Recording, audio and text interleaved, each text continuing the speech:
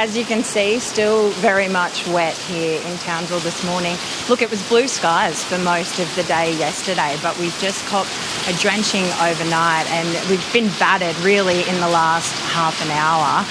It's just a warning, like you said, that far north Queensland really is not out of the woods yet. The Bureau of Meteorology has issued those warnings that thunderstorms could bring about heavy rainfalls, not just here, but in new areas of the state of North Queensland, so south of us and west of us.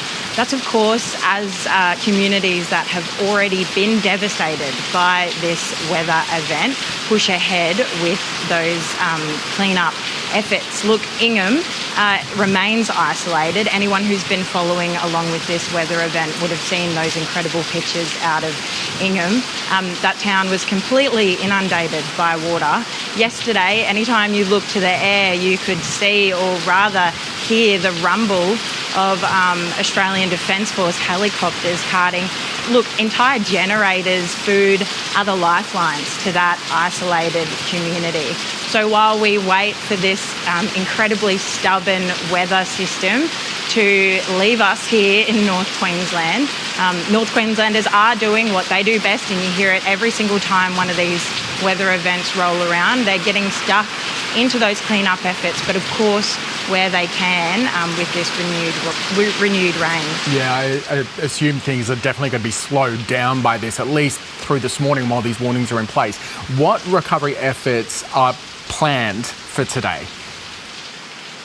So we've heard that the Commonwealth are offering financial support to individuals and families that have been impacted by this flooding event. But yeah, perhaps another one of those efforts that will be dampened by this renewed rainfall are addressing the critical infrastructure in this region. We have a number of our major transport routes that have been affected by this flood event. Alera Creek, for example, which is basically what connects Ingham to Townsville and what feels like the rest of North Queensland, that was completely swept away by floodwaters this week.